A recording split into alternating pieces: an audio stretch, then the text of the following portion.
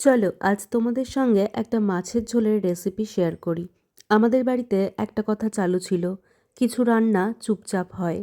কারণ এই রান্নাগুলো শব্দ পছন্দ করে না, স্মৃতি পছন্দ করে।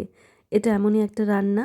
মাছের ঝোল তো আলু পেঁয়াজ দিয়ে আমরা খেয়েছি, কিন্তু অনেক মাছের ঝোল হয় আলু আর বেগুন দিয়ে, সেখানে পেঁয়াজ পড়ে না। আর আমার দিদা বানাতো আলু বেগুন তার সঙ্গে পেঁয়াজ সঙ্গে টমেটো দিয়ে মাছের ঝোল। আমি কয়েকদিন আগে ডিনারে এই মাছের ঝোলটা বানিয়েছিলাম। কদিন আগে মা আমাকে সেম মাছের ঝোলটা করে খাইয়েছে, শুধু টমেটো দেয়নি। তো মাকে জিজ্ঞেস করেছিলাম, আলু বেগুনের সাথে আবার পেঁয়াজ দিয়েছো কেন? আলু বেগুন বড়ি দিয়ে তো মাছের ঝোল হয়। তখন মা বলল, কেন, আমরা তো এটা মাঝে মাঝে করি, তুই কি এখন সব ভুলে গিয়েছিস? তখনই আমার সেই ছোটবেলার আলু বেগুন পেঁয়াজ দিয়ে মাছের ঝোলের কথা মনে পড়ে গেল। অমনি আমিও লেগে পড়লাম। জানো তো, দিদা যখন এই মাছের ঝোলটা বানাতো তখন রান্নাঘরে খুব বেশি কথা হতো না। শুধু মাঝে মাঝে উনি বলতেন, দেখিস এটা ঠিক সময়ে নামাতে হবে। আমি তখন বুঝতাম না সময় মানে ঘড়ির কাঁটা নয়, আসলে সময় মানে অনুভূতি। আজ অনেক বছর পর আমি একইভাবে কড়াইয়ের সামনে দাঁড়িয়ে আছি আর সেই মাছের ঝোল রান্না করছি।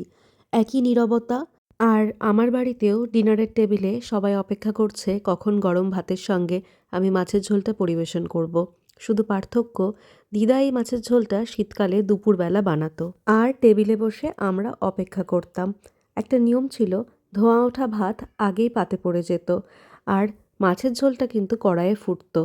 যে মুহূর্তে ওটা রান্না বন্ধ হতো তখনই গ্যাসটা অফ করেই ডিরেক্ট রান্নাঘর থেকে সেটা নিয়ে এসে পরিবেশন করা হতো গরম ধোয়া ওঠা ভাতে। খুন্তি নাড়ার সঙ্গে সঙ্গে মনে পড়ে যায় কিভাবে দিদা তার নিজের জীবনের কথা বলতেন রান্না করতে করতে।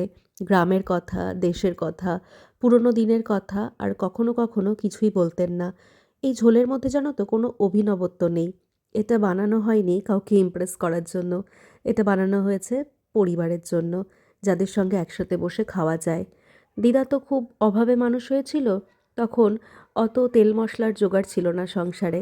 তাই ওনার সমস্ত রান্নাই কিন্তু খুব হালকা তেলে, আর তাই মশলাটাকে বারবার জল দিয়ে কষে নিচ্ছি।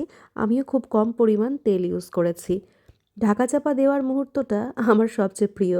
কেন, ওই যে মনে পড়ে যাচ্ছে, এরপরেই তো আমরা যেমন দিদার রান্নার জন্য অপেক্ষা করতাম, তেমন আমার রান্নার জন্য যারা অপেক্ষা করছে তাদের পাতে এই গরম গরম মাছের ঝোলটা পরিবেশন করতে হবে। অবশ্যই ধোয়া ওঠা ভাত তো আছেই। জানো তো, রান্না যতই শেষ করছি ততই স্মৃতির পথ ধরে যেন পেছনের দিকে হেঁটে যাচ্ছিলাম। এটা আমার কাছে নিতান্তই রাতের কোনো খাবার নয়, এটা আমার কাছে আমার দিদার রান্নার স্মৃতি। দিদা বেঁচে আছেন, কিন্তু রান্নাবান্নার শক্তি আর নেই।